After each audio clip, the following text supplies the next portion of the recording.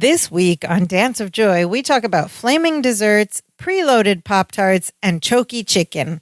All that and more as we watch Season 8, Episode 3 of our favorite 80s hit sitcom, Perfect Strangers.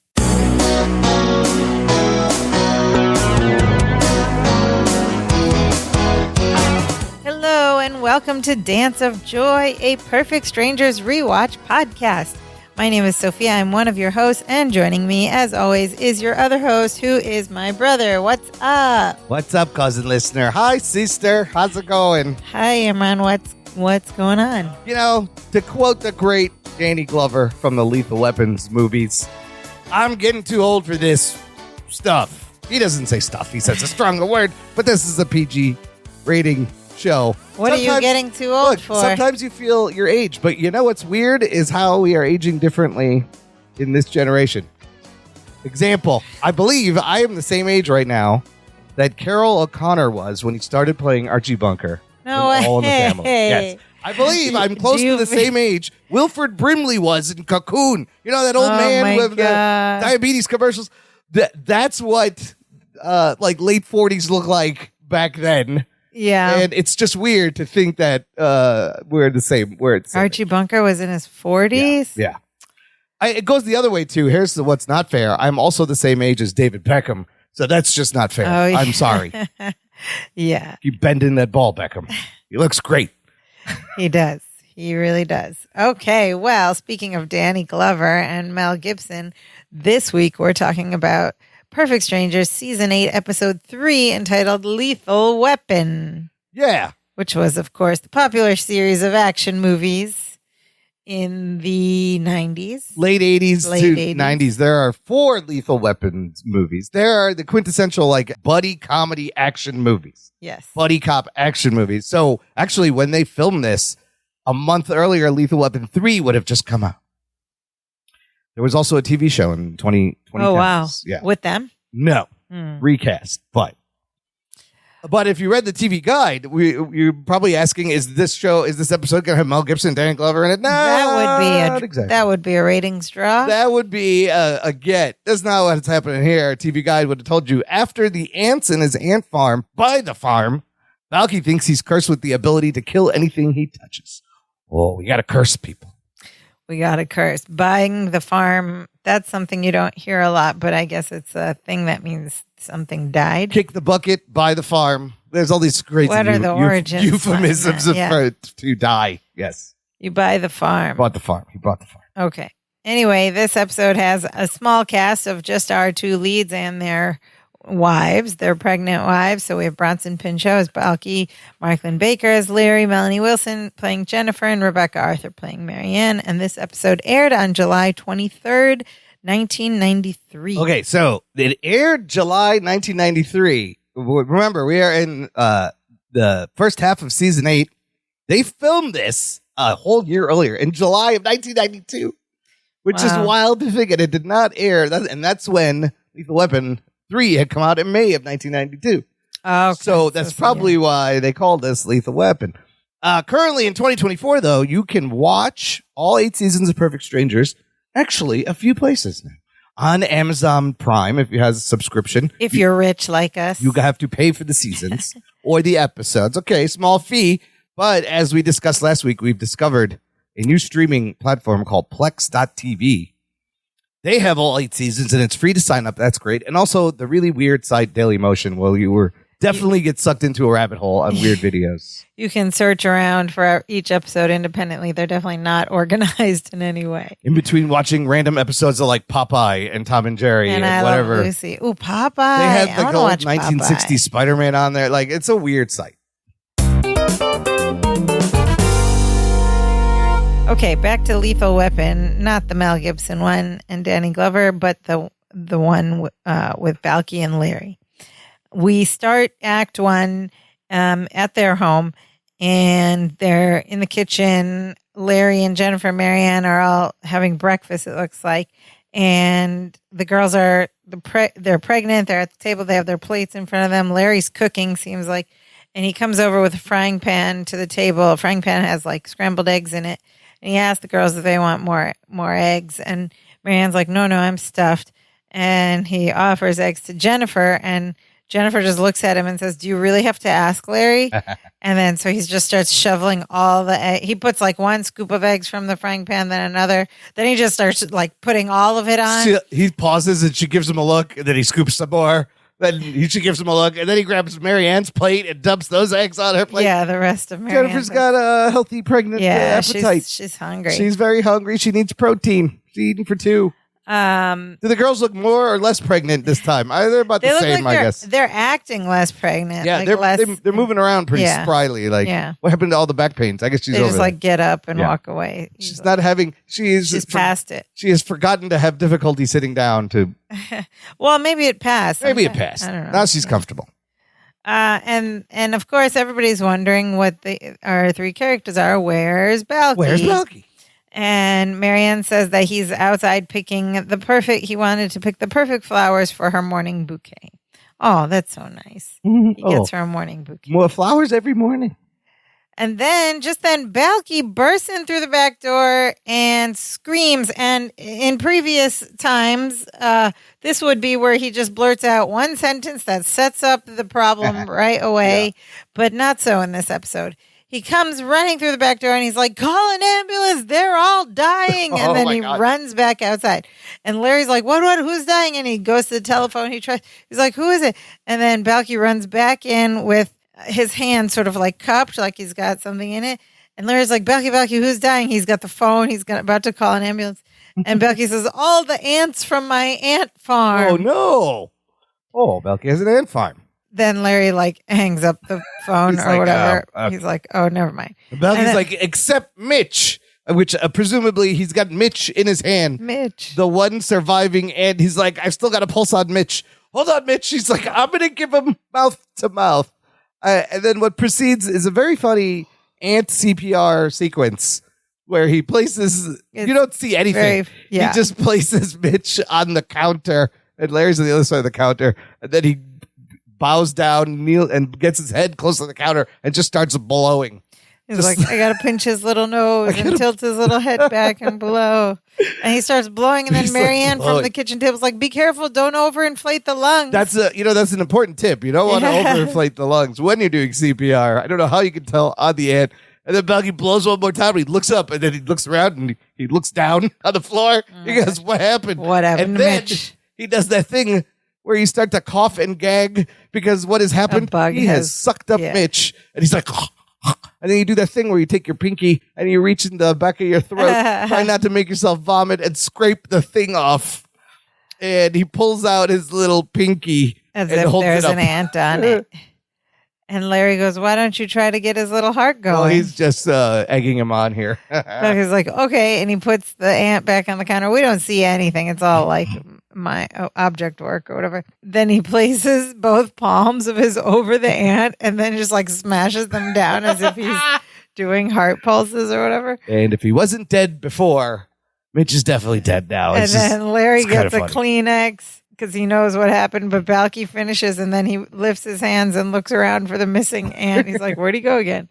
And then Larry wipes off Balky's hand with the Kleenex and he's like, "He's gone." Balky, he's gone. And he flicks Mitch right out the door. Kind of cruel, right? I was like, "Oh my God, at least come on. This is a friend of his." Yeah. And Balky just starts crying. And Larry's like, "What happened?" And Balky tells him he was in the backyard getting Marianne's morning bouquet, and they exchanged a little air kiss. And he goes, "I went over to the ant farm to give them their good morning hug. And as I put them down one by one, they started dropping like," and he just goes, "ants." The expression is dropping like flies. Dropping like flies, I thought was the expression, but ants also works. Dropping like ants. He's like, "I need a drink." And he goes, sits down and drinks some water. And Larry is trying to be logical about things, of course. And he's like, "Balky, you've had this ant farm for 4.5 years. I think that's the life expectancy for ants." And Balky's like, "Not these ants.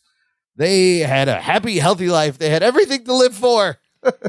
And Larry says, "Well, okay, just get a piece of bread and throw it on the ground tomorrow. By noon, you'll have a whole new ant farm." And he goes, "Now, who wants another Pop-Tart?" And Jennifer's like, "I do." And she's she still wants all the eating Pop-Tarts, yes. eggs. And then this is so funny. Larry like walks over to the toaster in the back, and there's already 2 like Pop-Tarts in the toaster. They're just ready to be there. pressed down and toasted. I'm like, do people preload their Pop-Tarts? Well, look, if you have a pregnant wife who wants Pop-Tarts all the time, you preload that toaster. You keep that toaster loaded, Larry. I don't want to look at that toaster, Larry, and not see Pop-Tarts in there. Yeah. That was his direction. Oh, what a thoughtful Larry. Yeah. Then Balky has a realization. And he's like, wait, I know what this means. I've got the curse. Uh-oh. And of course, everyone's like, what? What curse? The curse, the Exterminiki curse. It brings instant death to anything Balky touches. It's a pretty good word name, I guess. Exterminiki. Exterminiki curse. It's straightforward. And Larry's just like, what are you talking about? And Balky explains that this Exterminiki curse has plagued the Bartokomous family for generations. Long time. He says in 1583, an ancestor of mine, Porcos, the butcher, tried to pass off yak knuckles as pig knuckles. Oh, no, that's a big no-no. Well, you can imagine the brouhaha. The incensed population marched up to the great and powerful Wizard of Mypos, Dave. That's a little Wizard of Oz. Yeah, we all know Bronson loves the Wizard of Oz. Wizard of Mypos' name is Dave. So he put a curse on Porcos and all his descendants, which brings destruction and death to anything the cursed person touches. Dave's not here, man. No, I'm Dave. Dave's not. You never heard that sketch, Cheech and Chong? Dave's not here, man. This is kind of funny writing. It's a little misdirect. Jennifer's like, let me get this straight. Your family curse has returned, and anything you touch dies, which is why your aunts bought the farm. And Balky goes, yes. And then she turns to Larry. She goes, Larry, are you getting that Pop-Tart? Larry, you're on Pop-Tart duty. What are you doing? She had no point. No. She was just like, I just want to get it straight. She's like, okay, where's that Pop-Tart? Yeah. And Larry runs the toaster, and then Marianne asks a very important question to Balky. She says, why you? Why now? And Balky goes, why ask why? And then the audience erupts in laughter. Yeah, I'm not sure. All I remember is there was a series of beer commercials, Bud Dry. It was why ask why, try Bud Dry. I don't know when those commercials aired. I don't know if they were that big of a cultural thing that it would make them laugh. Yeah, try Bud Dry. Yeah. Why ask why, try. That popped into my head. 1991. Oh my God, it was the Bud Dry commercial. Yep. That's the reference. All right. I just pulled that out of my Yep, you can find it on YouTube, folks. Why ask why, try Bud Dry. I remember that. All right, so that's what that was. Okay. And then they laugh at that little commercial line, and then he says, I'll tell you anyway. He says, it kind of slipped my mind, but in his 29th year, each male member of the Bartokomous family develops a really bad case of exterminiki. Interesting. Aha. Balky is 29. He's 29. That tracks. Larry was like 24 when the season 2 or season 1 was the birthday episode where he was turning 24. So 24. You can kind of say season 1. So season 1 and 2, let's consider the same year. Yeah. Okay. Balky would have been 23 then. He's only 1 year less. No, I feel like he's younger. Larry's than Larry. been 30 for 6. Oh, okay, season 1 and 2 were the same. Yeah, so it's about maybe 6 years. So Larry's about 30 now. Yeah, 30, 31. Yeah, because didn't they establish he was 30 in some episode last season? No, I thought he was 30 a long time ago, but I was counting those first 2 seasons. I would count that as 1 year, and maybe like you count 7 and 8 as also 1 year in their lives. All right, so he's okay. It tracks. So it tracks. He's 29. Okay. So he explains it's because he's 29. That's it. Nothing else triggered it. Everyone right talking now, at 29 gets the exterminating curse. Okie dokie. And Marianne's like, oh no, my poor Balky. And she goes toward him and he goes, don't touch me. Don't touch me. He screams a lot. He screams a lot in this episode. He says, stand back. He's screaming, I'm a walking death machine. And Marianne's like, but you're my walking death machine. And she goes toward him again. And he's like, no. And she jumps back. And Larry's like, calm down, everybody. Larry's just thinks it's some ridiculous Myposian thing. He's like, you're not cursed. You're not a death machine. You're just upset because you watched your aunts die. That's understandable. And Balky says he loved that ant farm. And he says, I will never forget the look on little Binky's face as he fell off his little ant tractor. And he looked up at me as if to say, "What's it all about, Balky?" So what's it all about, Balky? I believe is a reference to this song from the movie Alfie, What's 1966. about, What's it all Alfie? about, Alfie? Yes, Michael Caine was in that movie. It's a obscure, it's a weird reference, but I guess people knew it back then.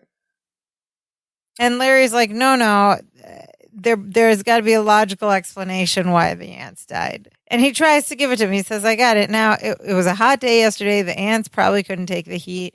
I should have let you air condition that ant farm when you asked. See, so I'm the one to blame, not you. You're not cursed.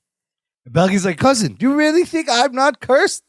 And Larry says, of course not. Don't be ridiculous. What? Oh, my God. And then they both look at each other kind of confused. This is a great moment. Larry says, don't be ridiculous. And then they both pause. And Larry's just wait a minute. What happened here? Like, it's almost like they break the fourth wall a little bit. They step out and they're like, that don't make sense. I thought that was kind of funny. That is funny. And then so Balky's sold. He's like, all right, well, never mind. He's like, I'm going to go back, pick Marianne's flowers. He goes, listen, I don't know what you folks are doing later, but the funeral is at 2. I would like all of you to say something. And he walks out. How is Balky so easily convinced by Larry this time? That's it. He's like, oh, it's hot. Okay, all right. Oh, really? Okay.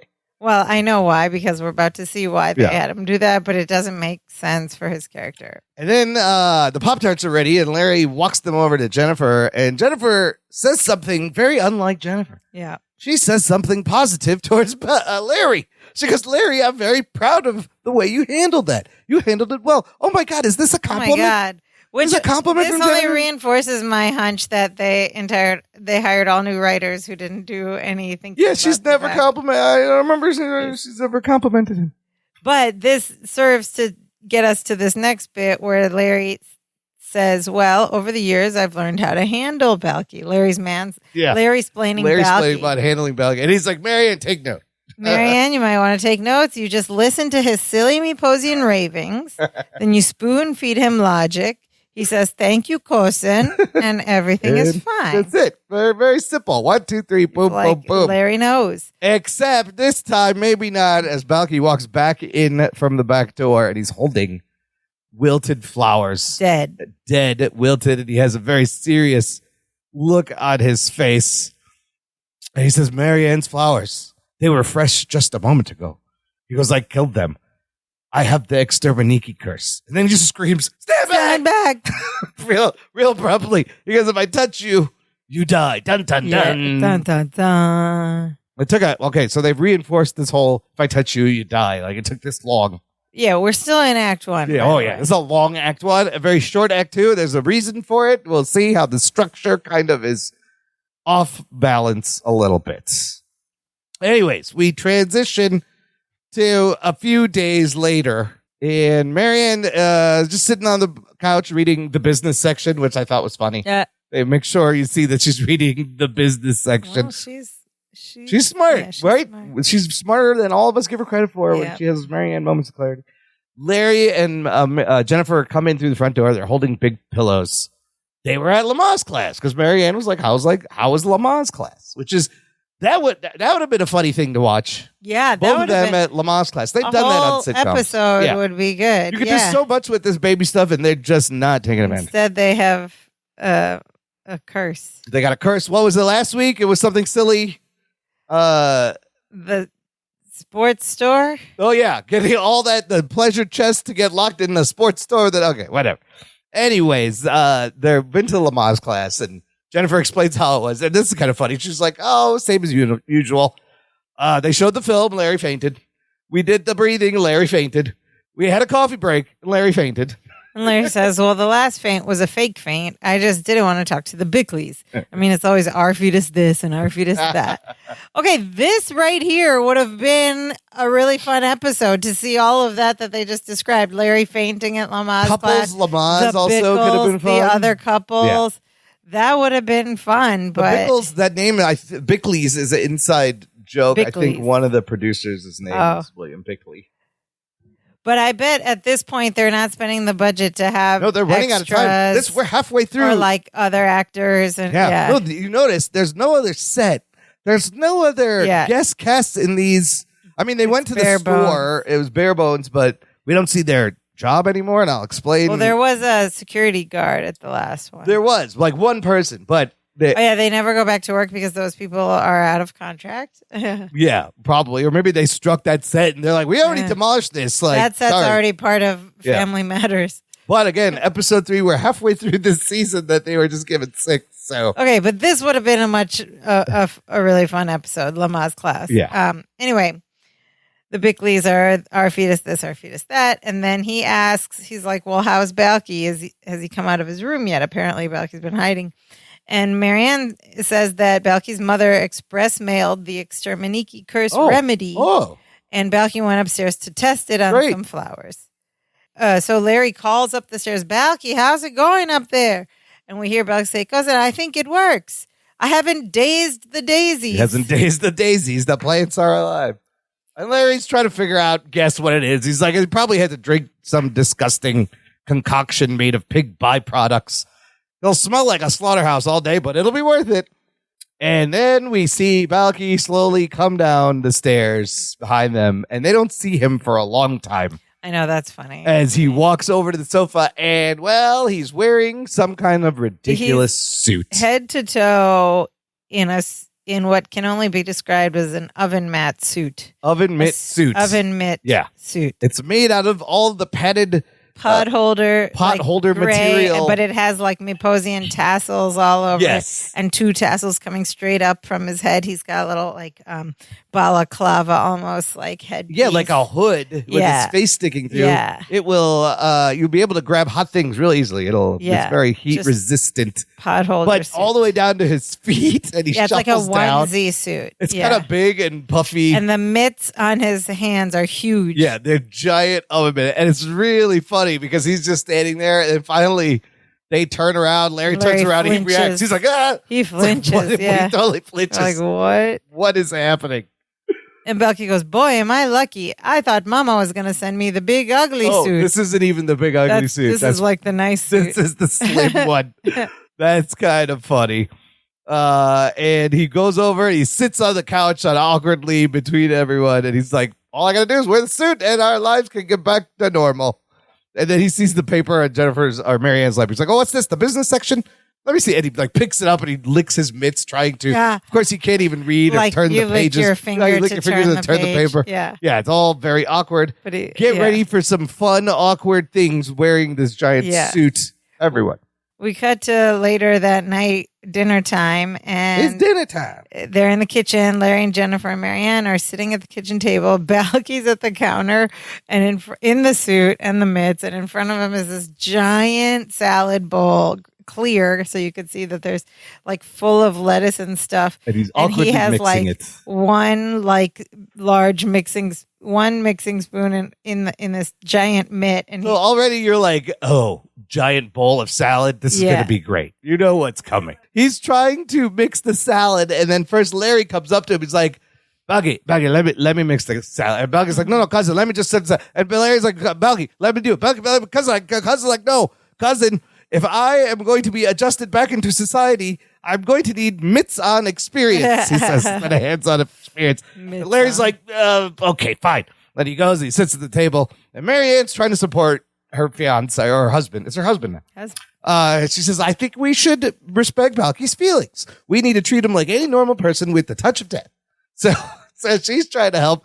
And the whole time, Balky struggles with the salad fork and the spoon. He's trying to toss the salad in the background. It is flying everywhere. It's really funny. It's going on the floor. And then he picks up the bowl with these giant mitt hands and walks over and starts to dump some on Larry's plate.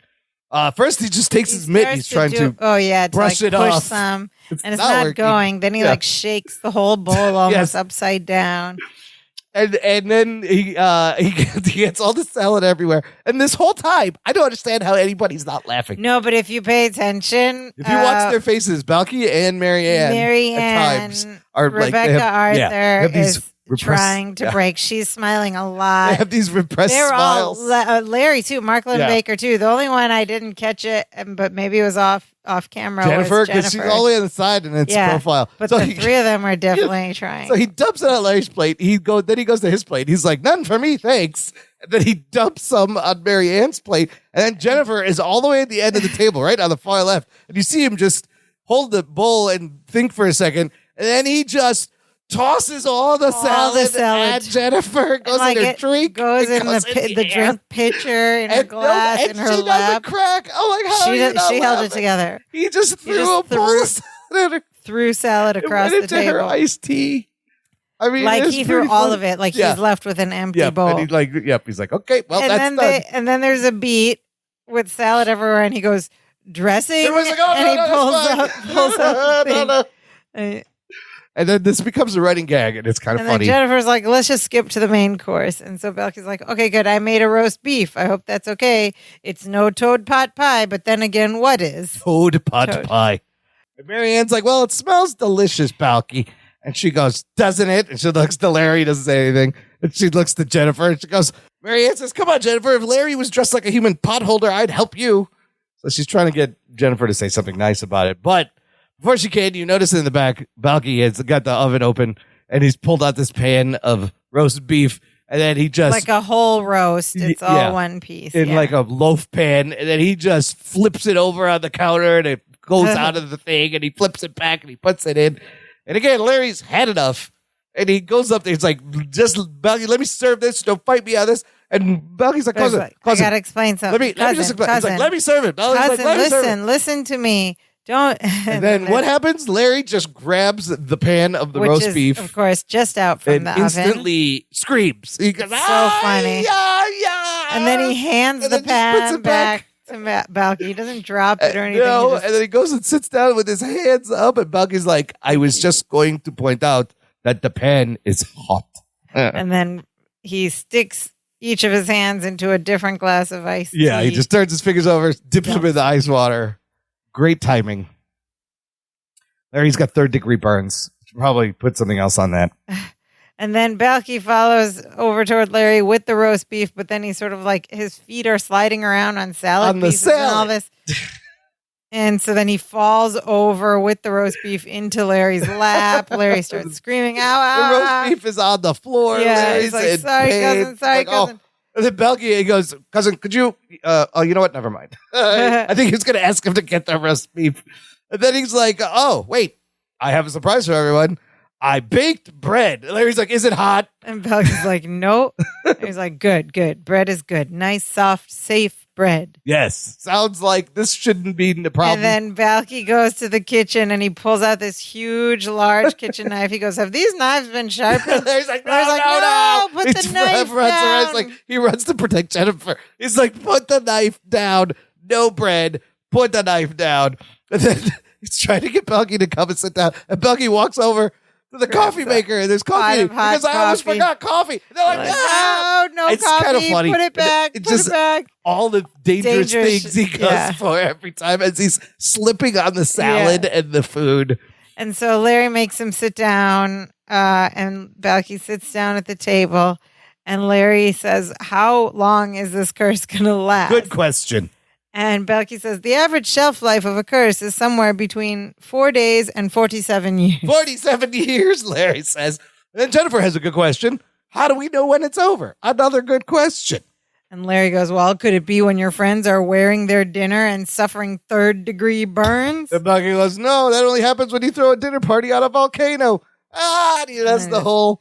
silent. Where do I come up with them? Where do I come up with them?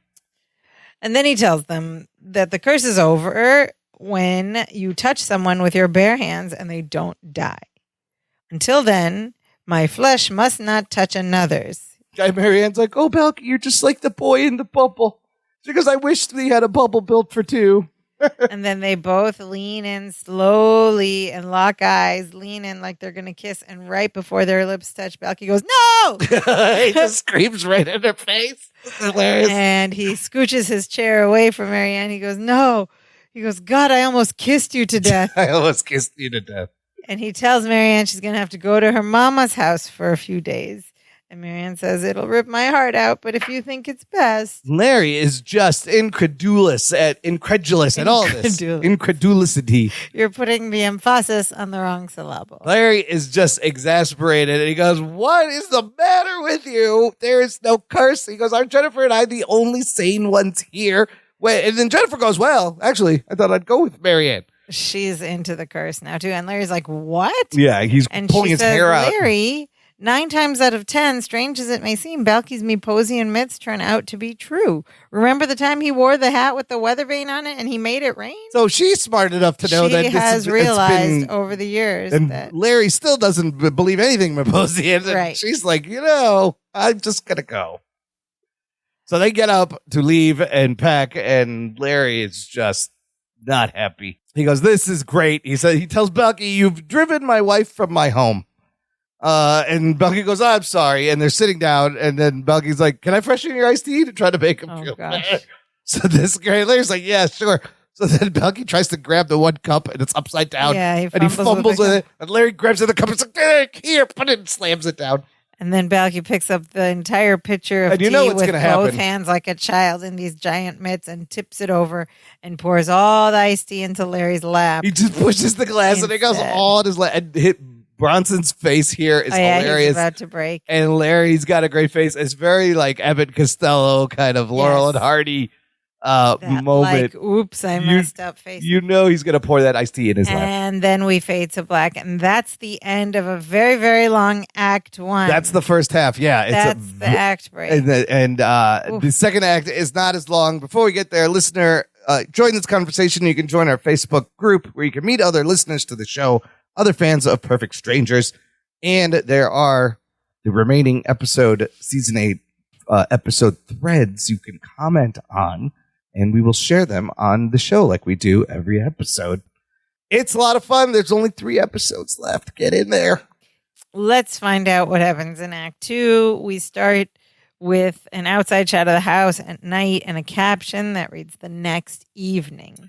And then you hear a voiceover over this outside house footage of Balky saying, sorry, cousin, I thought I could draw Dimitri with my mitts on. I was wrong. Okay, just keep that in mind. It's a voiceover. We don't see Balky say it. And then it cuts to them walking in the back door into the kitchen holding boxes. Boxes of takeout fried chicken. But here's the funny thing. Whenever you see a box that's red and white striped, what do you think it is? Fried chicken. How do we know that's fried? Why does everybody think it's fried chicken? I think that's KFC. It's established that. But even if it's generic, you're like, oh, there's fried chicken in it. It's kind of. I was like, it doesn't even have to be red and white. If it's that shape, it's like a rectangle box. But it always has fried chicken. Fried chicken, which is exactly what they have.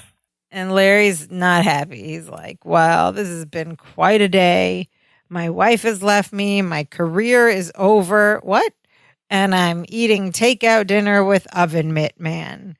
Maybe I'm the one who's cursed. That's a weird line. He's still in his What happened at work? Why is his career over? More details after the recap, listeners. Stay tuned. There's a reason. But there's more weird things happen that would have been explained by things missing that are not in it. Yes.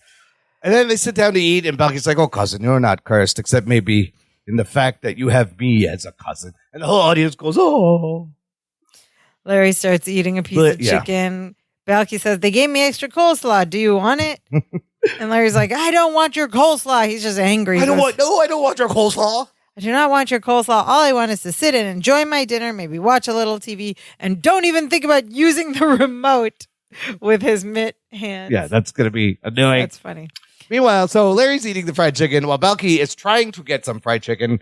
How does he try? He can't grab it. He's trying to toss the chicken in the air from the box and grab it with his mouth at one point, which is kind of funny. And it lands on the table, and he does eventually pick up the thing. And he goes to Larry, he goes, I'll trade you a Cajun wing for a Southern fried thigh, in a funny accent. And Larry just ignores him and keeps eating his chicken. And then he chokes. Suddenly, you see Larry making the choking. He starts to choke. He's coughing. He chokes on a piece of chicken. His tongue is out. He's fallen on the floor, but he pulled the chair away. Like, and then Balky just looks at him and he goes, has a very weird response to this. Are you choking? Very sarcastically, he says. And Larry goes, yes. He nods yes. And he's like, he can't speak. And Balky says, and would you like me to take off my mitts and give you the Heimlich maneuver? And Larry's like, yes. He's like turning red. He's like falling to the floor. He hasn't breathed in a while now. And Balky keeps eating his chicken. And then he takes one mitt, slaps the back of Larry's head, and goes, I'm getting a little sick of your pathetic attempts to get me to take off my mitts. Oh, that's what's happening here. That's what's happening. That's what we missed at work. He thinks he's faking. Because I was like, why is he being so casual? Yeah. And Balky continues to be casual about this. So he goes, this chicken eats something. I'm going to see if we have any paprika. And he walks over to the pantry, and Larry struggles, is choking and holding himself up from the counters to walk over there. And Balky comes out, and Larry's just like, help me. He's like mouthing, help me. Yeah. And Balky looks at him and goes, oh, you want some too? Okay. And he walks back into the pantry, gets the bottle of paprika, just gives it to him. And Larry's there with the bottle of paprika collapsing. There's a lot of it. Larry's just like his brain has not been getting oxygen for this whole time. On his floor, at some point, grasping the table. He should have passed out by now. Yeah. And Balky's like, no, he's struggling. He's trying to stay alive. And Balky's like, okay, I'll play along. Knock 3 times on the table if you're faking, twice on your head if the answer is no. And Larry starts banging himself on the head. And then finally, Balky sees him and he's like, oh, you're really choking. Which is weird too, and like his accent is gone and everything. He's like, I don't know. He's got food in his mouth also. Not like his character would have helped him right away. Anyway. And he goes, oh, I'd better he's like, okay. And he's still pretty calm even after I'm choking. He gets up, he's like, oh, I'd better give you the Heimlich maneuver. And he's like, come on, stand up. And Larry can't stand up. He's not getting oxygen to his brain. Come on, get up. Come on. He's just like, come on, you can't get up. It's choking. And then he stands behind him, grabs Larry, like reaches down, grabs Larry like around the arms or whatever, and pulls him up. And he tries doing the Heimlich maneuver. Doesn't work. And Larry's like, motions to him, signs to him, you got to take off your mitts. Slaps the mitts. Which I don't really understand. You could probably do it with your mitts, but I don't know. You could do it with mitts on, but even if you take them off, you're not touching his skin. Right. But of course, we're going to get to that. The details of the curse are not clear. Explained. No. So even if he took his mitts off and he just didn't touch his skin, there is a moment where they touch skin to skin after in this. But anyway, but Balky, you're right. Balky shouldn't be worried about that because Larry's wearing a shirt. You would be doing Heimlich over a shirt. That's a barrier. And he tells him, no, I can't take off my mitts. And then Larry's like really starting to pass out. So he's like, okay, fine. He pulls off his mitts. He grabs Larry like he does the proper Heimlich maneuver. He squeezes once, twice, and then Larry the spits chicken out. comes flying out. And he's gasping for Larry air. Like, trying to catch his breath. And he says, Balky, you saved my life. And Balky says, oh, and as he says that, he like after the chicken comes out, that's when Larry's hand like touches Balky's hand. He does touch Balky's hand that's clasped around him. Yeah, which is skin to skin. And he says, Balky, Balky says, do you realize what just happened? And Larry says, yes, you almost let me die. And he starts like shaking him. And he says, no, cousin, I touched you with my bare hands and you didn't die. The curse is over. Oh, the curse is over. If there even was a curse to begin with, it's over. They don't even tell us like why the curse was over, why it came and why it ended. 4 days or 47 years. It could end at any point. I don't know how much time went by. It seemed to be only a day. They didn't need a why. Okay. So the curse is over. He says, now we are so happy we do the dance of joy. But Larry can barely stand. Yeah, he's still catching his breath. Air. And so Balky does his side enthusiastically, and Larry does his side like kind of dragging. And then he like at the end he barely lifts one leg. Instead of jumping into his arms, he just lifts one leg, and he's like, "Bleh." And roll credits. That's it. That's it. There was no like discussion about like, oh, it was real, and there was no deeper meaning to this curse either. Yeah, like usually with me posing things, there's like some kind of thing like meant to help you or teach you something, but this was just a random curse because he's 29 and then it just ended. Even if he ever had it at all. Yeah. Again, remember season 8, we're continuing with the tradition of the under credits scene which is a scene back at the dinner table. And Larry and Balky are there. And I guess this would have happened after the girls left and they're sitting around. And Larry's kind of like, oh, you know, you made my favorite dessert. And Balky's like, oh, cousin, I know it won't make up for this disaster. And he gets up and he goes to prepare the dessert. And Larry's like, look, you're slaved away in that hot suit making my favorite dessert. And all I can think about is how miserable I am. And while he's saying this, you notice in the background, there's like a metal cistern plate. And Balky has a lighter. And he lights this dish on fire. Like a chafing dish. Yes. Silver. And Larry's like, what's wrong with me? Come on, buddy. Let's sit down here and have some cherries flambe. That's Larry's favorite dessert. Dish. And of course, he requested something on fire. As he turns around and sees Balky walk towards him with the thing on fire, he just screams and runs off. And then they freeze frame. Then it's the end roll credits. Wait, Larry's favorite dessert is cherries flambe. That's so like white Midwestern bougie. So like, do they still? I don't know. Does anybody like cherries flambe? I don't think I've ever had a cherries flambe. I mean, it's fun. You get to light stuff on fire and blow it off. And what I've never had a cherries flambe. Can you flambe anything? Sure. Oh. I think flambe is just like a procedure, a process, a cooking. On a mango flambe. You can flambe anything. You just gotta get something that gets lit on fire. Before I have some details before I mention the parts that were missing, listener, check out our TeePublic shop, danceandjoypod.com/shop. You can buy a lovely t-shirt or hoodie. It's getting cold. You're going to need a hoodie or a coffee mug, tote bag, cell phone case with the Dance of Joy logo. Great way to support the show. Now, this whole episode, the structure was crazy. Yeah. Very long first act. One scene in the second act, and it's over. So there apparently were two scenes that were cut out. This was supposed to be the last time we saw F.J. O'Neill as Mr. Wainwright and their office up on top of the Chronicle, but the scene was cut from the show. There is a description of the scene. What happens is essentially they get in trouble by Wainwright because Balky has turned in a Dimitri cartoon. That's horrible. And he's like, okay, I'll try again. I'm just getting used to drawing with these mitts on. Right? So he starts to draw another cartoon, and Larry pretends to faint to get him to take the mitts off. So you would have established because Larry now has more stakes because he's going to lose. Yes, he's like Wainwright's like it's both of your jobs. If you screw this up, you're fired. So that explains Larry's like stakes. Yeah, but albeit even that would be pretty late in the episode to establish stakes for Larry. And that's why they did that voiceover about him not being able to draw Dimitri. That's why he didn't believe him when he was choking because he had just tried a similar stunt. But if we didn't know all that, there's so many holes. That whole sequence is weird because even though he says, I'm sick of your attempts to get me to take my, it's like, why are you being so casual about this? Just out of nowhere. It makes no sense. It doesn't give us, so it makes it, There's another funny bit where they walk out of the elevator and everybody's mad at him because Balky, with his big mitts, pressed every button in the elevator. Later, it's like, who pressed all the buttons in this elevator? That's funny. That's kind of funny. And then there was a scene at the end. They should have kept that. The first act was so long, like they had to cut for time. Long. So also there was more at the end. The girls come back and they find out the curse is over and But they took so long to establish the curse. They could have tightened up the beginning. Last episode, it took forever to just get them in the department store for the dog thing. Again, it's like they brought in new writers. What is this?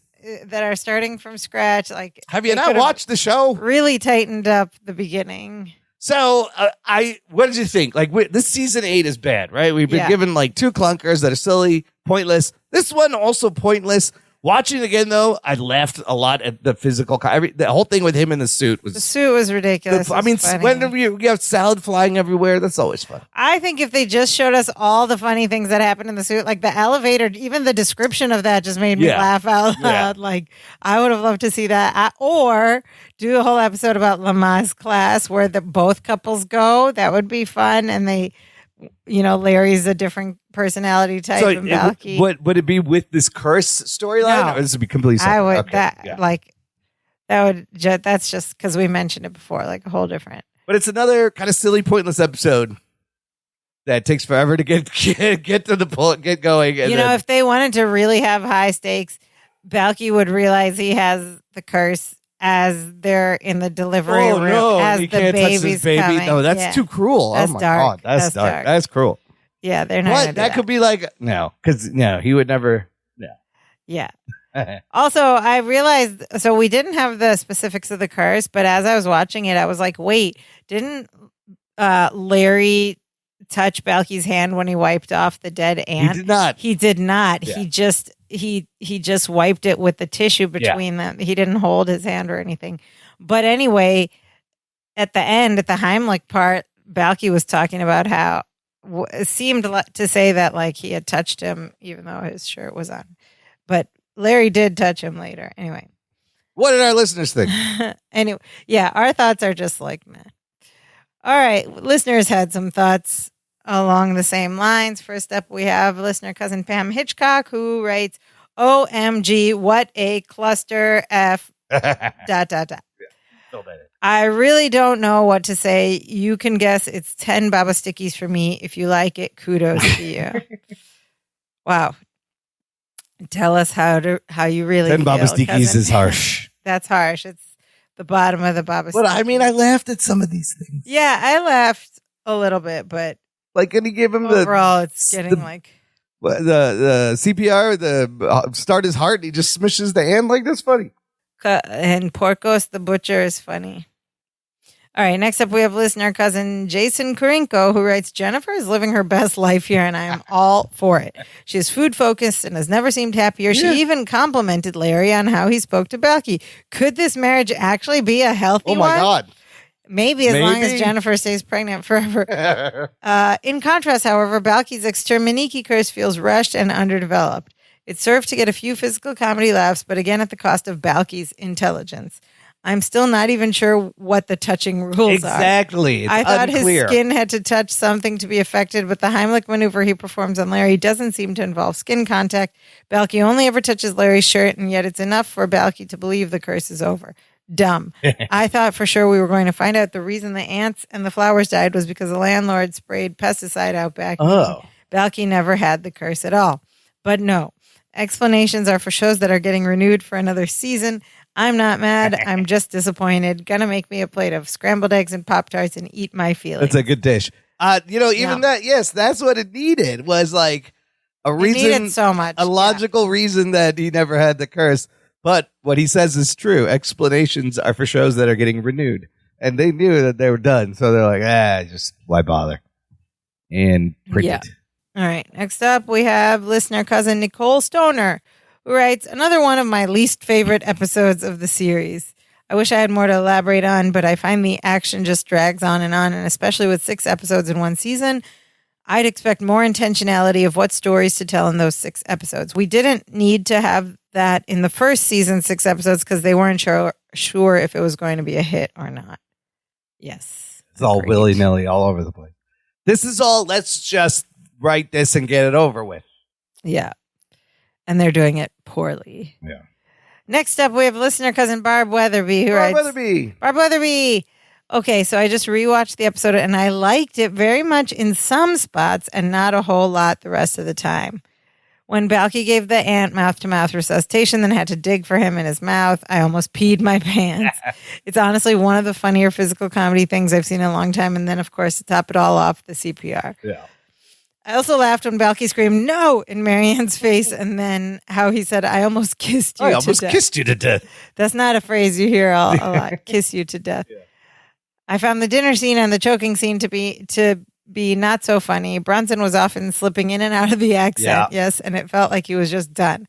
I can't say I blame him when you're walking around in a full oven mitt suit. Oh, that suit probably was really hot under all the lights and everything. It had to be uncomfortable. Yeah. She says, I smiled at the limp dance of joy, and I really enjoyed Larry saying, don't be ridiculous. And then the look Balky gave him makes me wonder whether or not it was unrehearsed. Maybe. Yeah. Other than that, it was just an okay episode with some highlights of funny. Yeah, I think I'm with Barb and Weatherby on this one. Like, I did like some of the funny, but it's not best. Wow, everybody commented on this one. Next up, we have listener cousin Whitney Smith, who also semi-enjoyed the episode. She said the concept for it was ridiculous, but that seems to be the theme of this season. Yes. She also really enjoyed the dinner scene as we did, and the don't be ridiculous role reversals and Larry burning his hands and sticking them in iced tea. So yeah, some funny moments, but just semi. Yeah. Just semi. Does not save the episode. And finally, we have another comment from Jason Karinko. Cousin Jason. Listener, cousin Jason Karinko. Not about this episode, just a side comment for us, which was a lovely comment.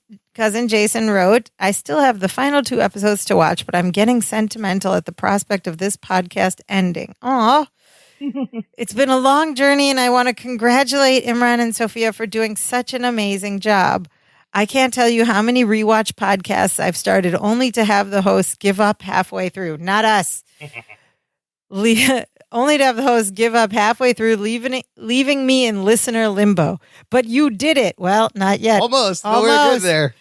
You did it. Thank you again. What are your plans now? Would you consider tackling another sitcom? I know you'll probably want to take a break before you start up anything new, but this loyal listener is ready to follow your next endeavor. And then 3 green heart emojis. Oh, that's fantastic comment. Thank you so much. We appreciate the listener loyalty. And then I love that he's going to follow us. It is crazy that we've gotten to the end of this thing. I wasn't sure, but we committed. We weren't going to leave it hanging. No. Because he's right. There are a lot of rewatch podcasts that just kind of peter out, and at some point, I think from the beginning, we took some breaks as we needed them, but we never intended to let it drop. Yeah, we were like, we're gonna do from the beginning. It's 150 episodes of. And listen, our lives have changed. Like when we started this, it was like deep in pandemic. You were in a different city. I was in a different city. We were doing this remotely, and it was deep in in the deep part of it was October the lockdown, of 2020, right? When our other activities, our lives, everything was kind of on hold, and we had this idea, and we're like, let's do it. And we were able to do it remotely easily, so we just did it every week, and we put on the schedule. And then things opened up, and life started up, and you have your things that you're busy with. I have my things that I'm busy with, and that's why we've had to take breaks. We never had it in our head to stop. I mean, there were so many podcasts that started in the pandemic because of boredom, and then when it ended, they just stopped. Yeah. But no, this is gonna be. I feel safe in saying this. Like, this is the most comprehensive audio documentation of Perfect Strangers on the internet. There's no other Perfect Strangers rewatch podcast that has discussed all 150 episodes. We shall go down in I'm history. pretty sure if someone finds one, let me know. I've looked and I did not see one, which was another reason to do this. I was like, nobody's done this. What about cousin Jason's questions about our plans? We don't really know. Definitely need to take a break. We'll do some extra episodes. We'll do like a closing episode or two. And maybe like revisit some of the good, because I don't want to end the show on this crappy season 8. Yeah, that's right. I would like to just at the end fill in with just going back to some of our favorites. Yeah. Maybe have some guests on, talk about when the show was good. Yeah. So that way, if anybody comes to the show years from now, that's kind of the current stuff. Yeah. But then they can go back. But I wouldn't mind doing another sitcom. But we've discussed this in the past. This is a very unique situation. It was a sitcom that we grew up watching and loving, and remember a lot of it really well, and found it again for free at the time. Yeah, for free. So it's got to be something that we have a connection to. I mean, we could. Yeah, I mean, there's new shows, and there are rewatch podcasts of new shows like Only Murders or whatever, but there's a lot of those. But you know what? I think our next project will reveal itself, because this project revealed itself for us. And I don't know if we've ever actually told this. Maybe at the very beginning we did, but the way this one started was, Imran and I are both very creative. We have our projects, our side crafts. But we had never done anything together, and we wanted to do some kind of project together. We're like, what's it going to be? We don't know, whatever. It was just a thought we had. And then in the pandemic one day, we're both in respective lockdowns, different cities. He messages me saying, oh, hey, did you know all of Perfect Strangers is on Hulu for free? And by the way, a lot of it really still holds up. And I was like, what? I remember this. I was just in my tiny studio all day, every day, and I have a little like infrared sauna tent that I sit in. So when I sat in there, I would just watch like I was like, let me start watching this. So I would do my sauna while I watched and I would get out, and then I would call you and be like, oh my God, I remember this when we would talk. We started talking about every episode, and then we were like, light bulb, this is our project. Right. This is what we're going to do. And within a week, credit to Imran. If it was me, I would sit on the idea until everything was formulated perfectly and like double second guess everything. But credit to Imran, within a week, he came back and he's like, put it on the calendar. I got some notes written up. Let's just start. Well, I've already been doing podcasting for like 5 years at that point. So it was easy to set up. But that is another key, is that it was a show that would trigger us remembering line for line the songs as it happened. That's how the special moment. I think that's why I first messaged you back after watching. I was like, oh my God, the chant came on and my mouth just opened and the words came out. Yes. I didn't even know. Yeah. So that was what made it special. It's a very unique. If there's another show like that, I don't know what we do. If you guys have ideas, I don't know. We'll think about it. Thank you so much, Jason. It really warms me to know that you're enjoying listening to me and my brother talk about stupid things on this podcast. We will come up with something else, because eventually I'm going to miss this once we stop. I'll be like, let's do something else. Oh, yeah. Not only that, it's like for the last, what is it now? How many years have we been doing this? 4 years. It's like my brother and I, which we've always been close, but we never had like a consistent schedule of catching up with each other. Yeah. But now for the last 4 years, it's like every week, even when we were in different cities, it was like a chance to catch up. We would start with like updates or whatever. And we didn't have that sort of regular schedule before.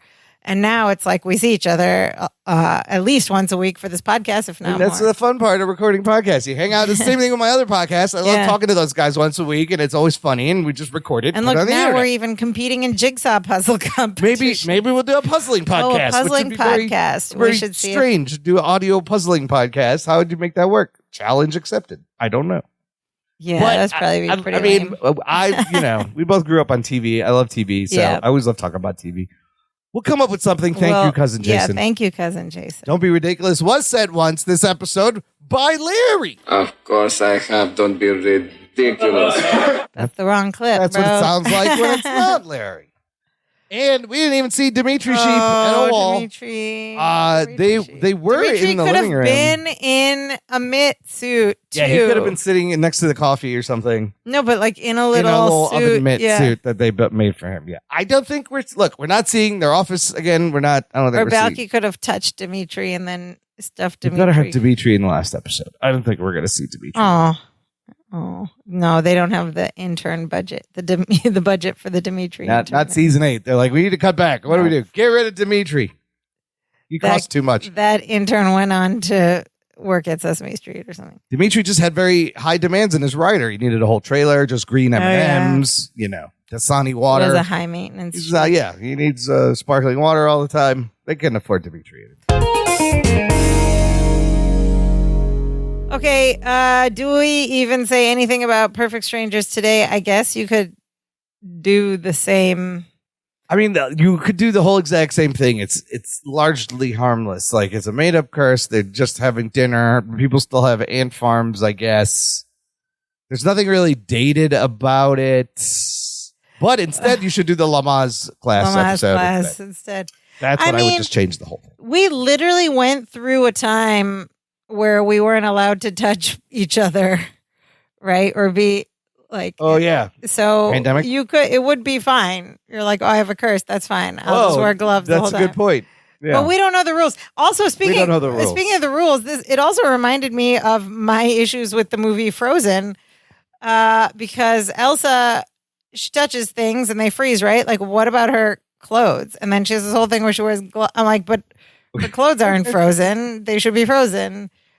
Because they're touching her. It's the same thing with like Spider-Man's powers working through the suit. Like, he can climb, his feet are sticky and his hands through the boots. Like, it doesn't matter. It's just I never thought suspension of disbelief. It's all, none of this is real. I never thought about that with Spider-Man, but I thought about it with Elsa a lot. Well, it reminded me of like Midas and the Golden Touch, and that was kind of a curse. Freeze. Yeah, she's touching her glove.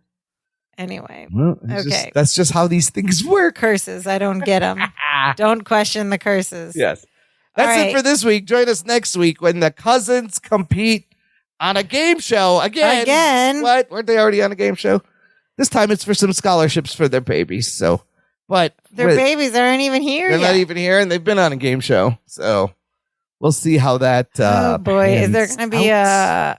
is there going to be a toilet toilet seat? race? Yeah, toilet chase scene and dunk your heads bobbing for something in the chocolate.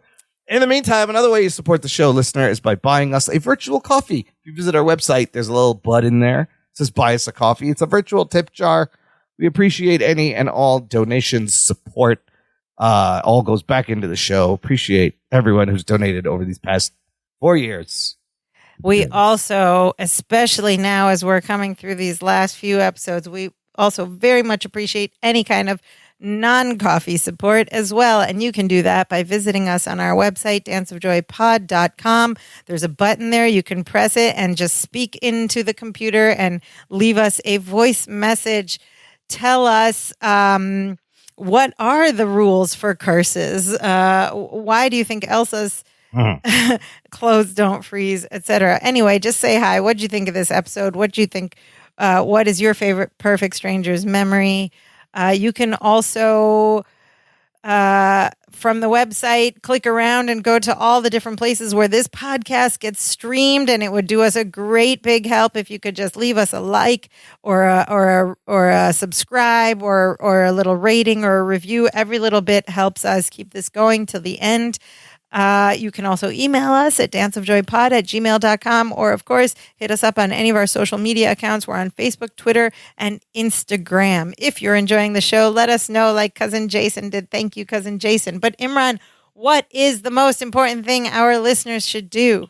Oh, well, if you're doing CPR, you don't want to overinflate the lungs. Never overinflate the lungs. And also, remember, there's that solo Heimlich maneuver. You just get a chair. Larry could have done it himself. I think Larry's such a know-it-all. He you just would get have a known. chair and you bend over and you force that food out. He would have been fine. Larry should be a little brain dead the amount of time he wasn't breathing this episode, but he appears to be fine. Now, the most important thing, tell a friend, tell your neighbor, tell your oven mitt salesman. Spread the joy of Perfect Strangers and of Dance of Joy. Next time you have a cherries flambe mentioned in the show. Oh, yeah. What is your, let us know. Be in touch. Let us know what your favorite dessert That's is. on fire. What's your favorite dessert? Your favorite dessert that you have to light on involves fire. There's plenty. No, there's only anything flambe. There's just something flambe.